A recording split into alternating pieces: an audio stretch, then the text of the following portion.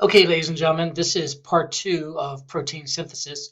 Hopefully you watched the first video on transcription. Now we have to talk about the second part, which is translation. So just as a review, remember, transcription, we take the DNA, we take one strand, here's the coding strand of DNA, and we make a strand of messenger RNA that's eventually going to leave the nucleus and go to the ribosome to be translated into a protein. We covered that in the first video. Now here comes part two. We have to take that mRNA that we made in the nucleus. It leaves the nucleus, goes out to the ribosome, and gets translated into a protein. Okay? So translation is the process of taking that mRNA information and making proteins out of it. So here we go. The mRNA travels out of the nucleus to the ribosome, and the ribosome will read the mRNA not one letter at a time, 3 letters at a time, and every 3 letters is called one codon. Okay, so here's the mRNA on the bottom. It's fed into the ribosome, just like one of those like label makers.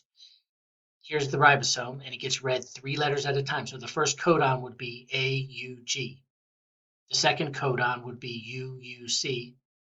The third codon AAA, and so on. So it gets read 3 letters at a time. Here's the tRNA, the transfer RNA. They're actually going to bring an amino acid to the ribosome and hook it in. Now, the transfer RNA has letters too. These are what's called the anticodons. The anticodons match up with the codons so we can tell which amino acid to bring. Now be careful though, when you're reading the code, always read the mRNA, not the tRNA. I understand it's attached to the amino acid, but read the mRNA, otherwise you're going to get confused. So here comes the tRNAs, right? And remember, each mRNA gets read 3 bases at a time. That's one codon. For example, CGU is alanine, GUU is valine. Those are amino acids. So the sequence of mRNA bases tells the ribosome what amino acids have to be joined up to make that particular protein. Now, how do we know what code stands for what? In the book, they have a codon chart that I think it's really confusing and hard to read. So what I've given you here is a codon wheel, and it's super easy. Let me tell you how it works. Let's say our codon, our first 3 letters, is AUG. So you would find A, start in the middle, work your way out.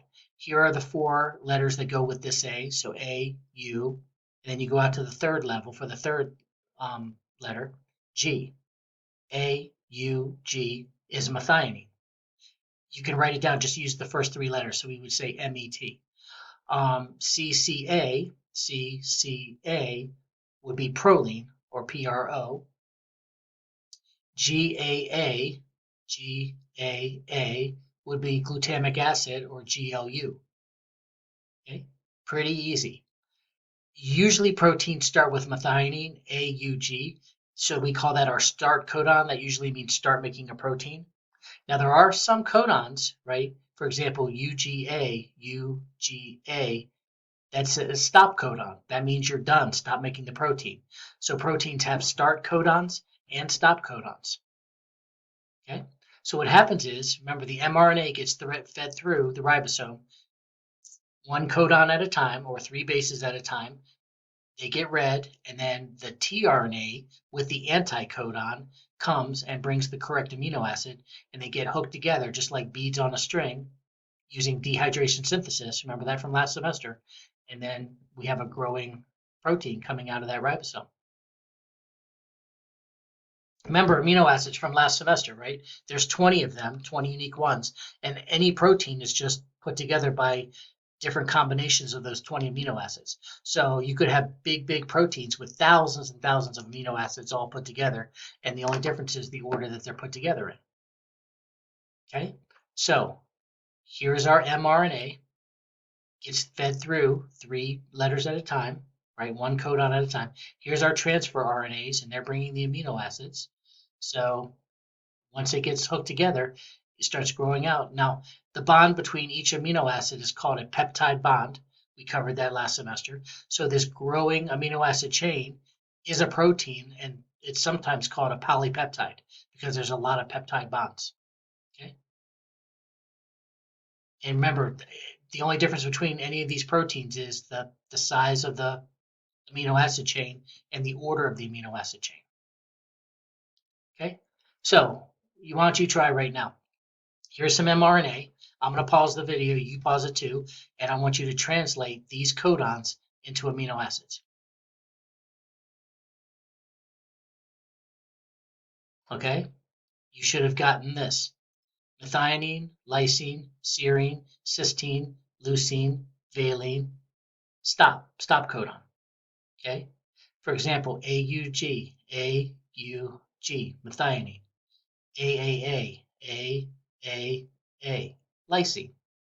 So if you didn't get that, pause the video and go back and try it again and see where you kind of maybe have got a little bit turned around. Okay? So remember, DNA serves as the overall cookbook, the template for making mRNA in the nucleus.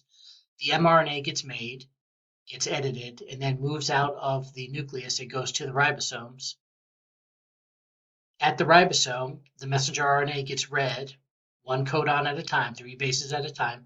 The tRNA molecules bring the amino acids, and then as those amino acids get joined together by dehydration synthesis, the growing proteins are formed. Okay? Please remember, every one of your cells has all the DNA of your body, right? The DNA in your eye cell is the exact same DNA that's in your skin cells. It's just that those cells turn on different genes. Okay, that's what's the difference. Your skin cells use the skin cell part of your DNA. Your eye cells use the eye cell part of your DNA. Okay, so let's sum it up and practice again. So there's your DNA. Go ahead and transcribe it into mRNA. Pause the video. Okay, you should have gotten that. Okay, then go ahead and translate that mRNA. Use your codon wheel. And remember, you're always going to use mRNA, not tRNA. Translate it into an amino acid chain. Okay, you should have gotten that. Remember, here's the tRNAs. They bring the amino acid, but remember, that's not the code. Whenever you translate, make sure and use mRNA. You have an mRNA wheel. Okay? That's translation.